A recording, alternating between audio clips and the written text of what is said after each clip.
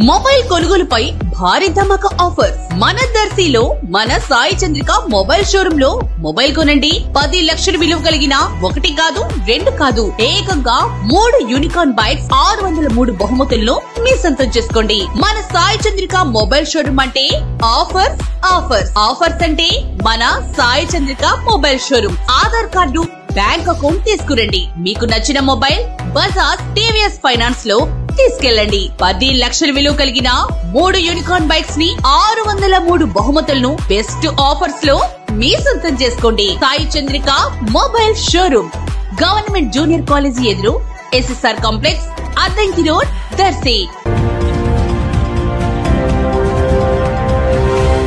మన దర్శి వార్తలు ప్రేక్షకులకు నమస్కారం.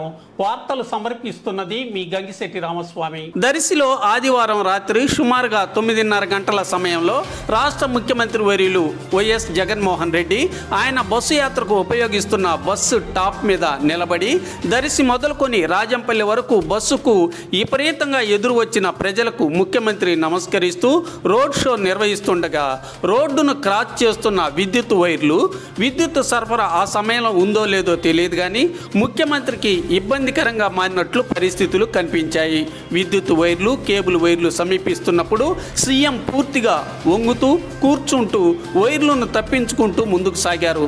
అలాగే రోడ్డుకు ఇరువైపులు ఉన్న చెట్ల కొమ్మలు కూడా ముఖ్యమంత్రికి తగులుతుండడంతో సీఎం ఎంతో ఇబ్బందికి గురవుతూ ముందుకు సాగారు. ముఖ్యమంత్రి తాను ప్రయాణం చేసే బస్సు మీద నిలబడినప్పుడు రోడ్డును క్రాస్ చేస్తున్న విద్యుత్ వైర్లను, కేబుల్ వైర్లను తాత్కాలికంగా అధికారులు తొలగించి ఉంటే బాగుండేదని ఇది చూస్తున్న ఎక్కువ మంది అనుకున్నారు. ఈ సంఘటన గుర్తుగా భవిష్యత్తులోనైనా రోడ్డుకి ఇరువైపులా విద్యుత్ స్తంభాలను ఏర్పాటు చేసి విద్యుత్ వైర్లు రోడ్డు క్రాసింగ్ లేకుండా చేయాల్సిన ఆవశ్యకత ఎంతైనా ఉంది. సీఎం బస్సు మీద ప్రయాణం చేసేటప్పుడు రోడ్డు మీదకు పూర్తిగా వంగి వాలి ఉన్న చెట్ల కొమ్మల్ని కొన్ని చోట్లనైనా అధికారులు కట్ చేసి ఉంటే బాగుండేదని కొందరు అభిప్రాయం వ్యక్తం చేస్తున్నారు.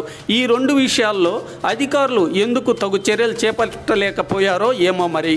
కారణాలు అధికారులకే తెలియాలి కదా.